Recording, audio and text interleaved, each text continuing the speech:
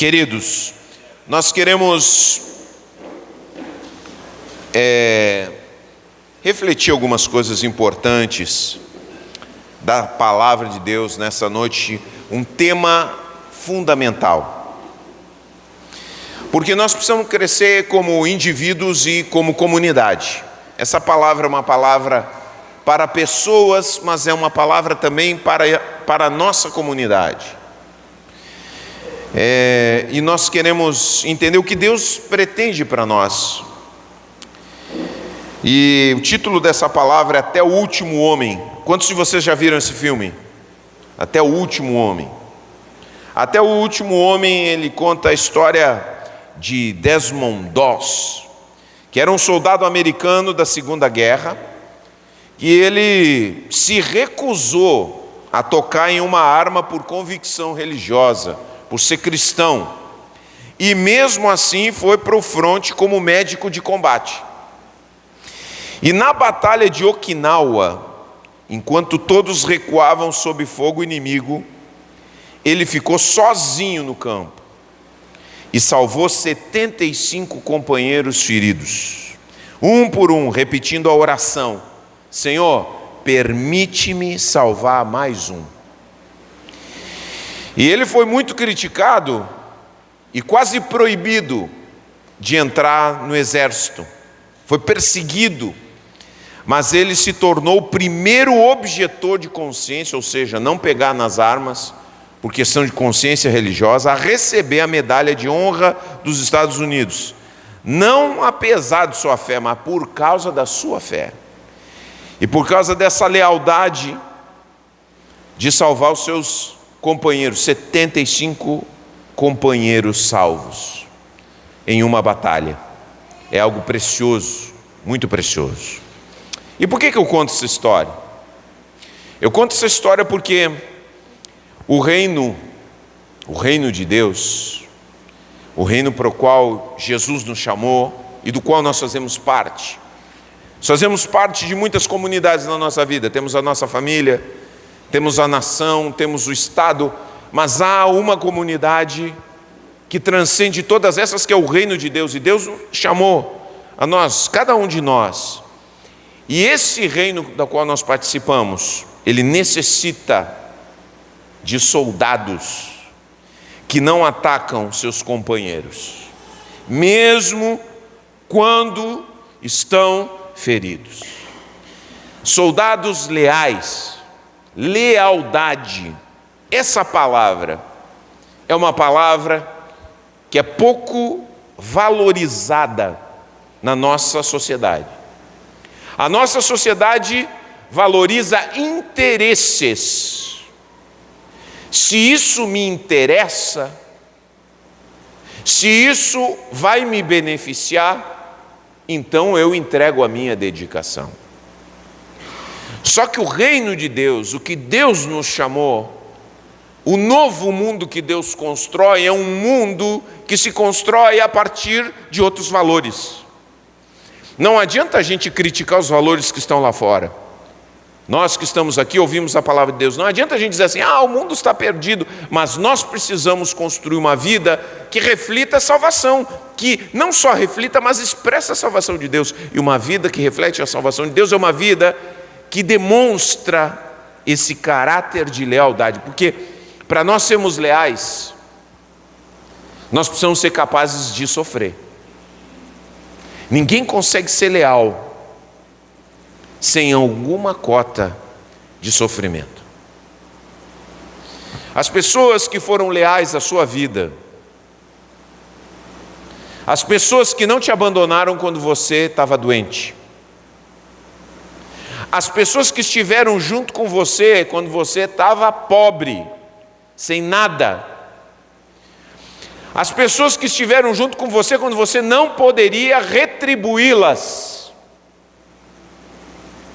as pessoas que você reconhece como verdadeiros amigos,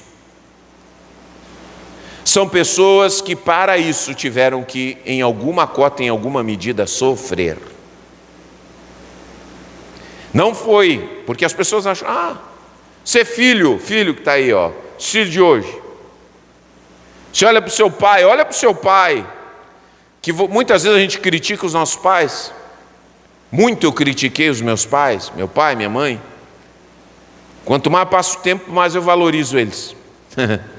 Quanto mais passa o tempo, mais eu digo, cara, meus pais foram muito bons, apesar dos seus defeitos. Mas por que a gente pensa isso? Porque a gente sabe o que os nossos pais sofreram para que a gente tivesse algo de bom. Você, filho, você não sabe o quanto seu pai tem que dizer não para aquilo que ele quer fazer para te entregar o melhor. Sabe o que é isso? Isso se chama lealdade. Lealdade. Só que Deus não quer somente isso entre famílias. É muito mais. Deus quer que isso seja a característica do novo povo que Ele está edificando nesse mundo. Pessoas que são capazes de se unir, pessoas que são capazes de estar juntas, mesmo que isso não tenha conveniência financeira, mesmo que isso exija cotas de sacrifício, mesmo que isso exija tempo, eu vou ser leal. Isso não vai me dar nenhum retorno, mas esse é o caráter que eu tenho aprendido no reino de Deus. Quando é assim, a igreja, o grupo familiar, se torna um lugar no qual a glória de Deus brilha. Porque é um fluir do caráter de Deus no meio do seu povo, de uma forma orgânica, de uma forma tão orgânica que desperta criatividade. As pessoas começam a ter ideias de como se ajudarem, de como estarem juntas, de como expressarem aquela boa vontade. Vocês sabem, eu quando penso em lealdade, eu penso como Deus mudou a minha vida. Isso foi uma das coisas que eu tive que aprender, que eu era um cara muito desleal. Aprendi com os problemas, com as feridas que eu recebi na rua, eu aprendi a não confiar nas pessoas. E eu aprendi que eu tinha que passar a perna nos outros antes que passassem em mim. Era essa a minha regra de vida. Eu me lembro que uma vez, foi uma coisa da vivência, mas era meu padrão de andar, né? Me lembro que uma vez eu estava brincando de lutinha com um amigo meu. Sabe como é que é criança, né? Fica tá. E nessa brincadeira ele acertou um soco em mim. Ele acertou um soco em mim e eu fiquei com o olho roxo. Então imagina, eu fui para a escola, todo mundo disse assim, levou um soco na cara, né? E claro, o meu amigo fugiu, se assustou, e no meio de tudo aquilo ali, eu não perdoei ele. E digo, fez ser motivo de chacota, vai ver. E aí continuei convivendo com ele de bem, mas ele ficava distante, né? Pensando. E um dia eu chamei o meu irmão e disse assim, fica aqui na janela, tu vai ver o que eu vou fazer. Agora ele vai pagar o que ele fez. Aí meu irmão foi lá para a janela de casa e eu chamei o meu amigo. Ô fulano, ele ainda é meu amigo, viu gente? De fulano, vem aqui, vamos fazer as pazes. Quando ele disse vamos fazer as pazes, ele já baixou a guarda. Estende a mão aqui. Quando ele estendeu a mão assim, fez assim com a mão, eu dei-lhe um soco. Pum, no olho dele. Ele caiu sentado e eu friamente voltei para minha casa. E o meu irmão estava lá, né, muito orgulhoso de mim, porque tinha essa mentalidade também. Deslealdade. Agora eu digo para vocês como eu terminei com a minha deslealdade. Sozinho. Porque se eu não confiava em ninguém, ninguém confiava em mim também.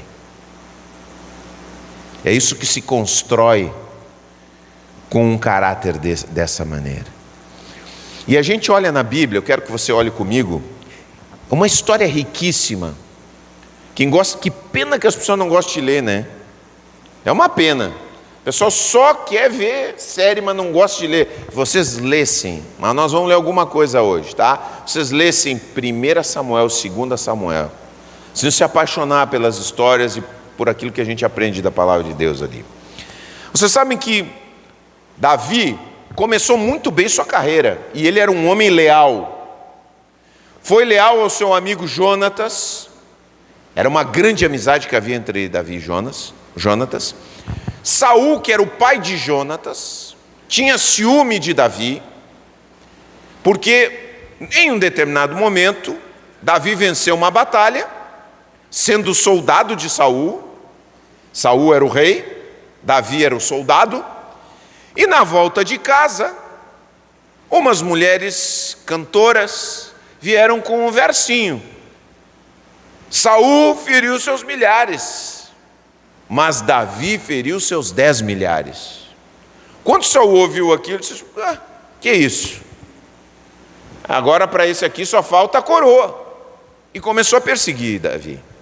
Só que Davi, em todos os momentos que foi perseguido, mais de 7 vezes Davi tentou matar Saul.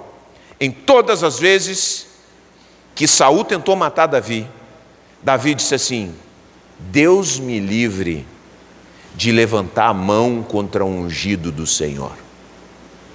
Deus me livre de levantar a mão contra o ungido do Senhor. Sabe como se chama isso? Lealdade. A despeito do sofrimento que ele tinha, da perseguição que ele sofria, ele se recusou a matar Saul. Teve várias oportunidades. Saul esteve na mão dele, e ele poderia pensar: Deus me entregou na mão. Não, ele entendia que ele tinha uma aliança e um compromisso que vinha de Deus, de lealdade. E por essa razão, Davi cresceu. Davi se tornou um grande líder, porque era um homem de lealdade, ferrenha. Só que no meio do caminho, Davi escorregou, cometeu um deslize. Essa palavra nem é, eu acho que é mais forte que deslize. Davi cometeu um erro fundamental, que foi o começo de toda a deslealdade dentro do seu reino. E aí a gente pode colocar aqui, ótimo, trágica história de deslealdade no reino de Davi. Começa lá em cima, dá uma olhada lá em cima. Começa a deslealdade de cima para baixo. Ele chega e manda Urias, que é seu soldado, porque ele se deitou com a mulher de Urias. Ele manda Urias, e a mulher ficou grávida, ele manda Urias para frente da batalha para morrer. E ele diz para o seu general: coloque Urias na linha de frente, onde o combate estiver mais intenso. Depois recue para que ele seja morto. Ele não queria assumir o seu erro. E ele é desleal com um dos seus melhores soldados. Grande erro. Um erro gigantesco. Logo em seguida, presta bem atenção, ele sofre com a deslealdade de Absalão, seu filho. E quando ele é expulso do reino pelo próprio filho, um morador de Jerusalém diz assim para ele quando ele está fugindo com seu exército: o Senhor está lhe retribuindo por todo o sangue derramado no clã de Saul. Você roubou o trono, agora o Senhor o entregou a seu filho Absalão. Finalmente você está provando do seu próprio remédio, pois é assassino. Ele está acusando Davi de uma coisa que não é, mas no fundo está falando uma verdade. Mas Simei também está sendo desleal com Davi. porque como súdito, ele deveria estar sendo fiel a Davi.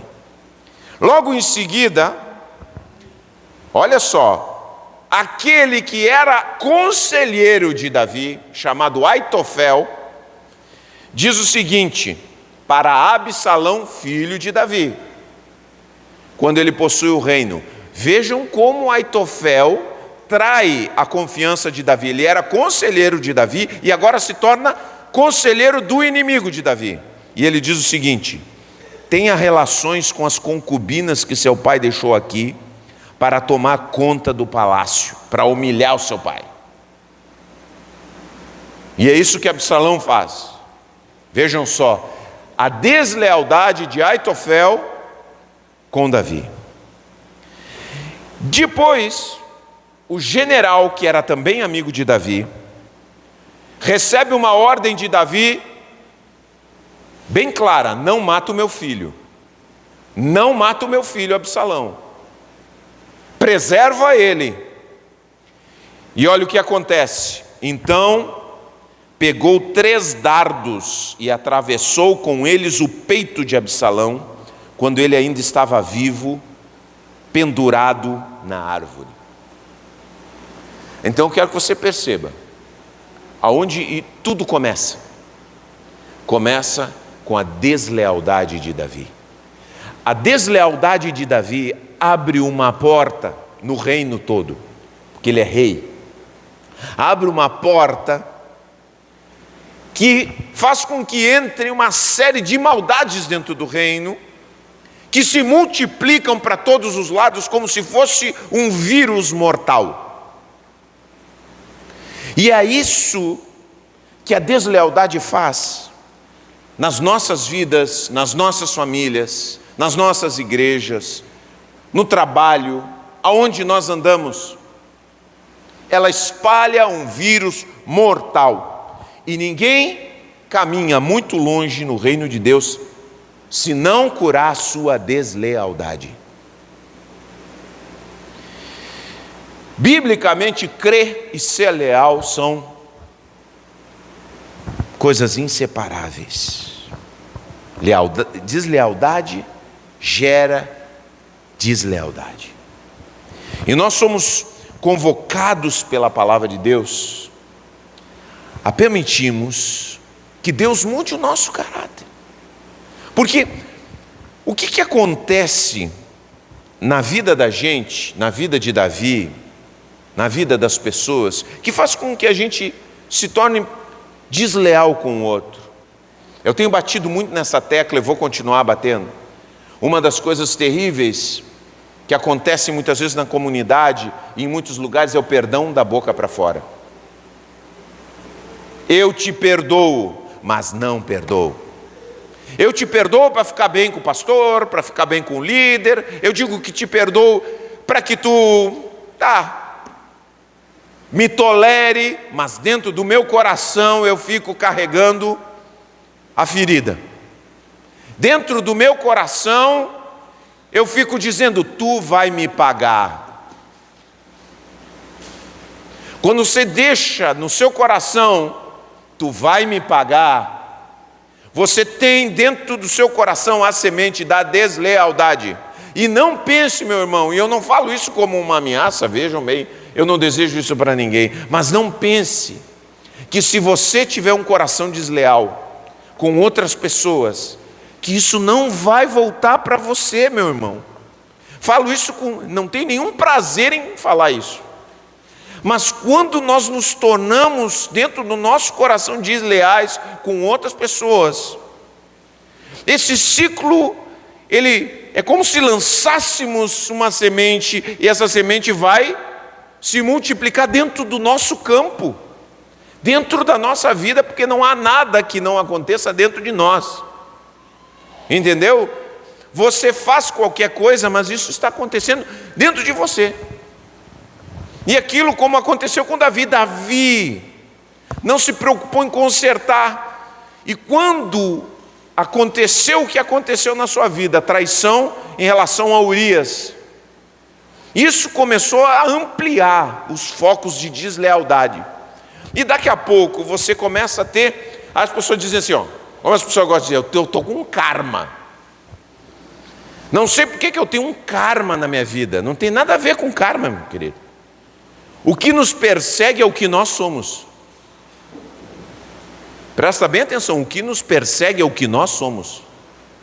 Tem nada, ninguém, entendeu? Porque se você deixa uma semente de deslealdade, você começa a ficar curto de amizade. Isso é a primeira coisa. Quando você precisa de alguém, você diz assim, eu preciso de alguém, ninguém me ajuda. Claro. O que você jogou aí na volta? Como as pessoas estão te olhando? Elas estão vendo, estão observando quem você é. Você fica sozinho. Você é uma pessoa que é ressentida. E quando a gente se ressente e permanece no ressentimento, a gente se afasta de todo mundo. A gente convive, presta atenção, quando a gente é ressentido, a gente convive, mas não se une. A gente tolera, mas não abraça. A gente está ali, mas não está irmanado. O coração não está junto. Então fica ali, sabe aquela coisa, bom? E aí quando o outro está fraco, a gente muda. Sabe, às vezes eu vejo, né? Já vi isso muito acontecer. Você faz uma reunião lá no trabalho. Faz uma reunião e vamos ver as opiniões, o que vamos fazer e tal. Ninguém fala nada. Não, tá bom. Aí sai da reunião. Pode ser no trabalho, até na igreja. Depois da reunião, aquelas pessoas que deveriam ter falado começam a falar no lugar errado. Pois é uma barbaridade. Podiam fazer muito melhor, podiam fazer de outro jeito. Aqui eu tinha a solução assim, mas por que não falou? Que isso não falou? Isso se chama deslealdade. E você semeia isso, e daqui a pouco você vê lá no outro momento aquilo acontecendo na sua vida. Mas o que é isso? Por que karma é esse que só aparece gente traiçoeira no meu caminho? Só tem traíra. Eu já fico desconfiado já, o cara dizendo, só tem traíra por aí. Opa! Traíra atrai o quê?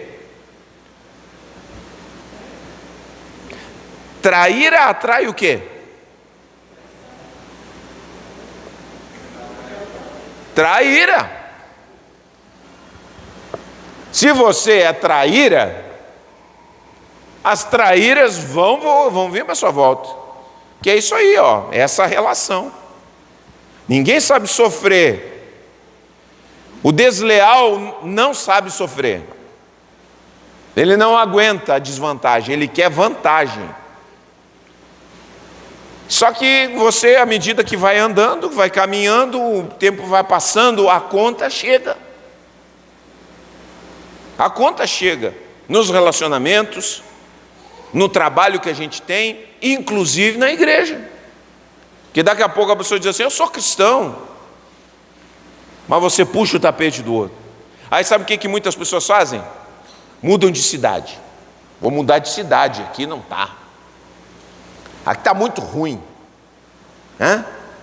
Aí vai para outra cidade. Vai lá para outra cidade daqui a pouco. Não. Aqui também, vou ir para outro lugar. Não adianta, meu querido. Se o coração não muda, o que nós somos, carregamos para todo lugar. A gente precisa, se a gente quer realmente crescer e permitir que Cristo trabalhe o nosso caráter, a gente precisa tomar algumas decisões, a gente precisa permitir que algumas coisas aconteçam dentro do nosso coração. E a gente precisa discernir se isso está acontecendo em nós, porque, claro, a gente gosta de ver isso nos outros, mas a gente não consegue enxergar em si mesmo as deslealdades. E como isso a gente pode discernir? Algumas coisas. Às vezes a gente trabalha junto, mas não está junto. Às vezes a gente se torna desleal porque a gente interpreta, presta bem atenção nisso aqui, a gente interpreta Isso é um grande problema. Discordâncias como ataque pessoal. Você fica ferido quando alguém discorda de você. Fulano não concorda comigo. Se tem uma coisa que eu precisei aprender na minha vida é que muitas vezes uma pessoa que não concorda com você, ela continua te amando. Ela continua sendo tua amiga. Só que ela foi leal o suficiente para te dizer: eu não concordo com isso aí. Eu acho que tinha de ser diferente. Está entendendo? Eu penso diferente. Mas quando a gente interpreta que alguém está falando para nós que não concorda com a gente, que aquilo ali é um ataque pessoal, a gente começa a criar uma atitude desconfiada, uma atitude, de se proteger, uma atitude preparada para o ataque. Eu tenho com muitas pessoas, a minha família, de todos os lados, é uma família bem opiniática, extremamente opiniática. Todo mundo tem opinião e defende suas ideias com unhas e dentes, argumentos e de tudo. Se você não entende que aquelas opiniões não significam, as opiniões diferentes não significam que aquelas pessoas, elas não são suas inimigas, você começa a criar uma distância terrível. Então a gente precisa aprender isso, a gente precisa olhar para dentro do nosso coração, Eu vejo hoje no mundo dos esportes, o torcedor colorado do torcedor gremista, torcedor do Pelotas, torcedor do Brasil de Pelotas. Gente, a escolha de um time de futebol não faz o outro seu inimigo. Quem é colorado não é meu inimigo. Quem é do outro time não é meu inimigo. No máximo é um adversário, mas não é meu inimigo. Está entendendo? Às vezes a gente vê e percebe todas essas coisas. A gente tem que ter muito cuidado, presta bem atenção, de olhar para o nosso coração. Uma outra coisa que é característica da deslealdade: quando o outro está fraco, quando o outro está mal, você aproveita para dizer todas as barbaridades que você acumulou dentro do seu coração.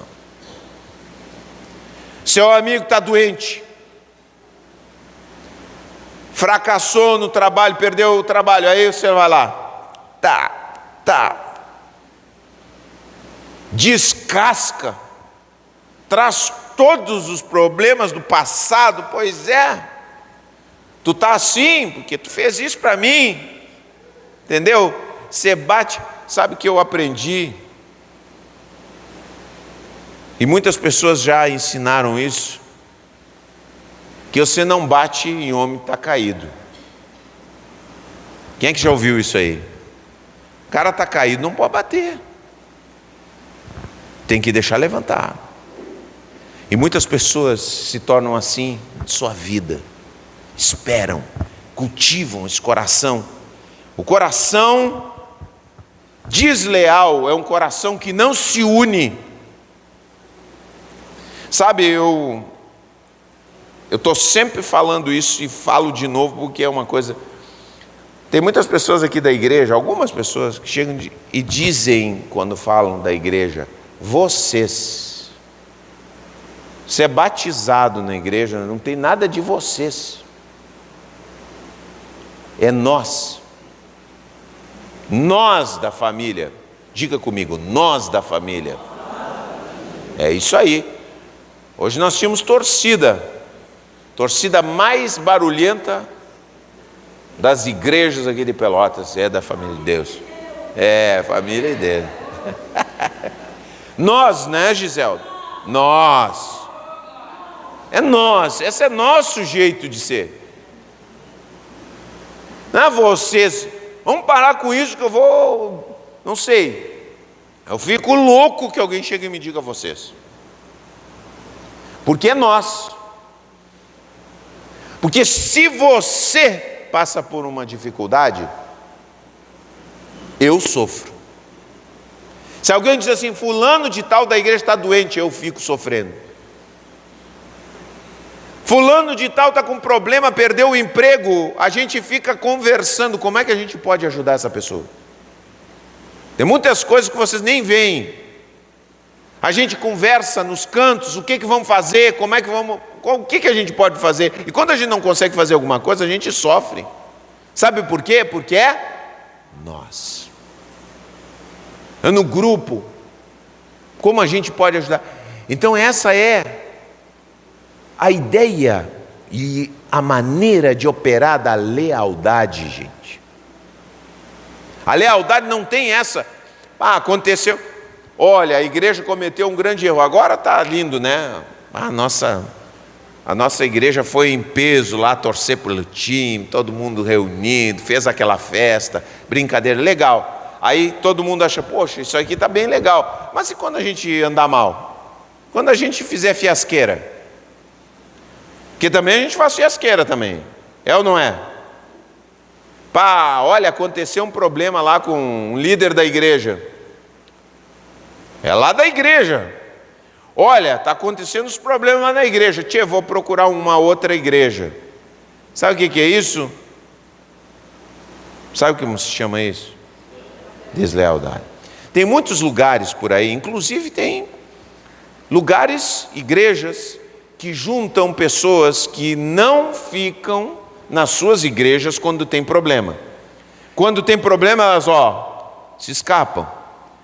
Entendeu? Isso eu estou falando em tudo. Tá? Você pode pensar em turma de amigos, deu problema, vou-me embora. Tá? Sabe como, o quanto dá para contar com essas pessoas? Quase nada. Porque pessoas que buscam a melhor pastagem nos momentos ruins são aquele tipo de pessoa que quando você precisar delas em um momento ruim, elas não vão estar presentes. Porque isso é deslealdade. Lealdade é estar nos momentos, dos piores momentos. Nós passamos coisas muito difíceis aqui na igreja. Passamos e passaremos. Está entendendo? Existirão coisas que nós nem sabemos que vão acontecer. Tem coisas que, quando eu comecei o ministério, nunca imaginei que iam acontecer na minha vida. E aí a vida te surpreende, você tem um problema, cada um de nós, meu Deus do céu, e agora?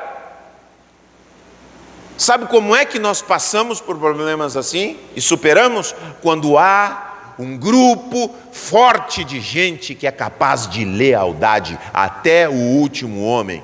Deixa-me salvar mais um. Que nem disse aquele soldado. Mais um eu quero salvar. Mais um eu quero ajudar. Mesmo que custe o risco, dificuldade, problemas, dores, incômodos. Mas esse é o caráter que Cristo quer formar dentro do nosso coração.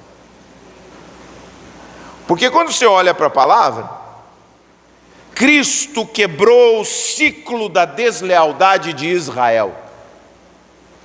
Cristo quebrou o ciclo da deslealdade do homem, do ser humano, da raça humana.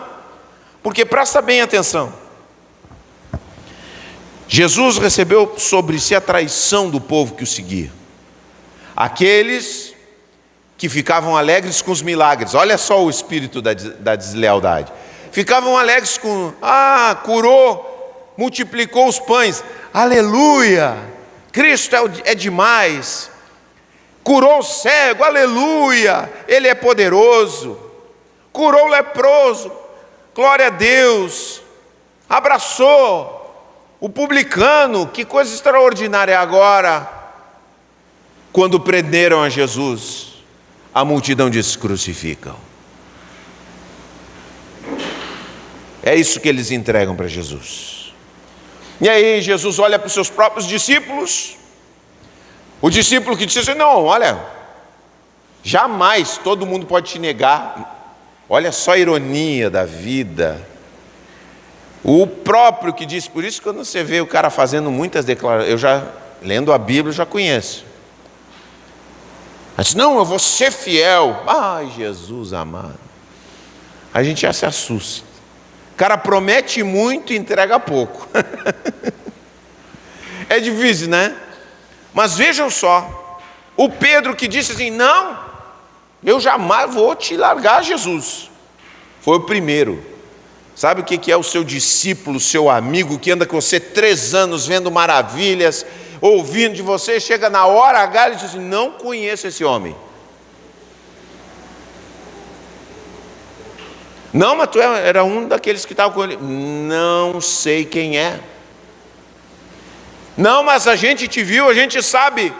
A Bíblia diz em um dos evangelhos que Pedro disse um montão de palavrão.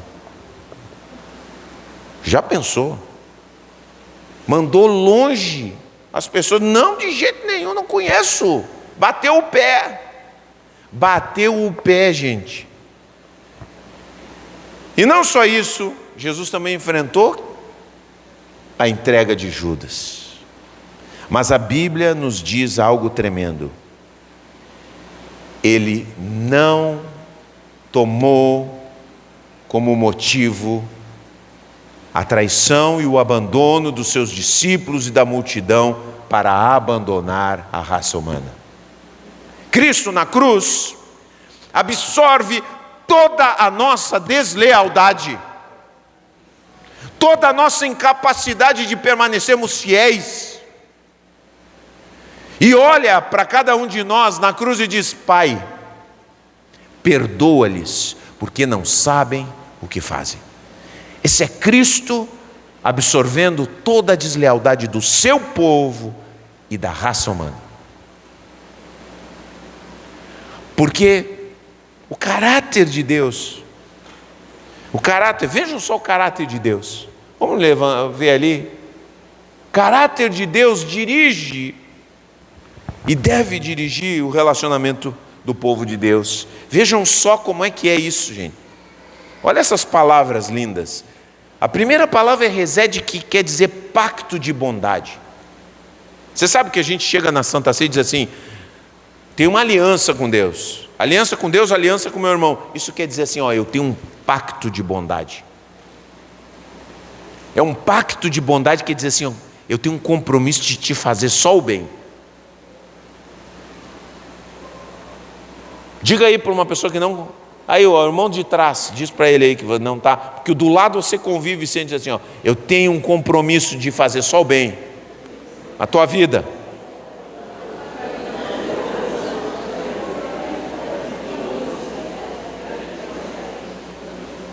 Só o bem, nada de mal.